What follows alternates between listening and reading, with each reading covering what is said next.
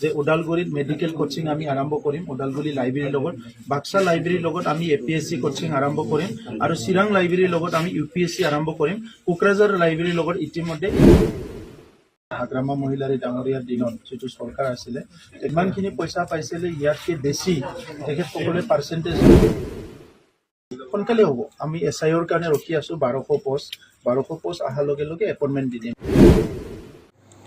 गोदान आफाद जोनोम जानायनि सायाव प्रमोद बर' सारा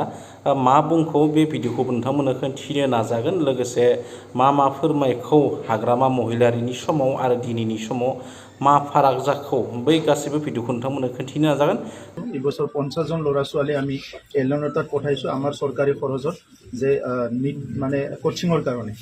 সো আমি 50 জন ল'ৰা ছোৱালী ৰেডি কৰিছো IITৰ কাৰণে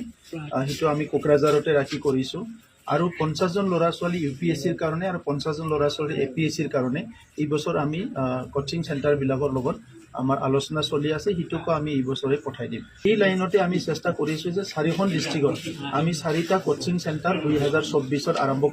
কৰিবৰ কাৰণে প্ৰস্তুতি চলাই আছো যে ওদালগুৰিত মেডিকেল কোচিং আমি আৰম্ভ কৰিম ওদালগুৰি লাইব্ৰেৰীৰ লগত বাক্সা লাইব্ৰেৰীৰ লগত আমি APSC কোচিং আৰম্ভ কৰিম আৰু চিৰাং লাইব্ৰেৰীৰ লগত আমি UPSC আৰম্ভ কৰিম কোকৰাঝাৰ লাইব্ৰেৰীৰ লগত ইতিমধ্যে ইঞ্জিনিয়াৰিংৰ কাৰণে আমাৰ যোৱা বছৰৰ পৰা কোচিং হৈ আছে পিটিটিত পুনৰ নতুন সংগঠনৰ এক জন্ম হৈছে বুলি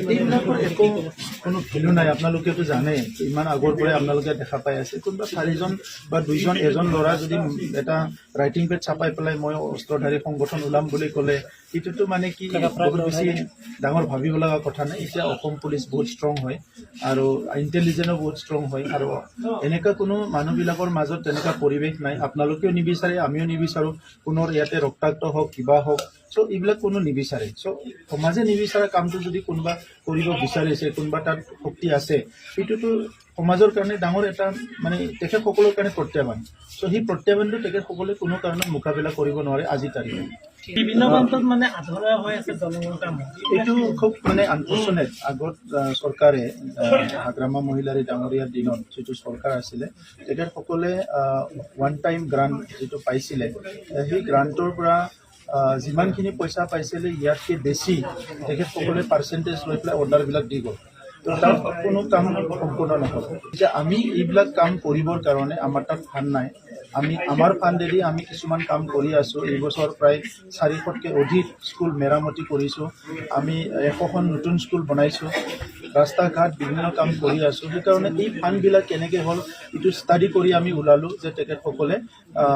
যিমানখিনি ফাণ্ডটো আছিলে ইয়াতকৈ অধিক মানে অৰ্ডাৰ দি পেলাই পাৰ্চেণ্ট খাই পেলাই এই গণ্ডগোলবিলাক লগাই থৈ গৈছে এতিয়া লাহে লাহেকৈ এই পথবিলাক আমি বিভিন্ন ফাণ্ডৰ পৰা নিৰ্মাণ কৰিবলৈ গৈ আছো লাহে লাহে বহুতখিনি কৰিছো আমি কিন্তু বিশেষভাৱে বাক্সাতে সবচে বেছি হাফ ডান মানে পৰি থকা ব্ৰিজ আছে আৰু ৰাস্তা আছে তো এইখিনি কৰাৰ কাৰণে আমাৰ প্ৰায় 7খন দলং আছে 7খন দলঙত আমাক 23 কোটি টকা লাগে তো হিটো আমি এইবাৰ মানে চেষ্টা কৰি আছো যে এই দলংখিনি কৰি দিয়াৰ কাৰণে স্যাৰ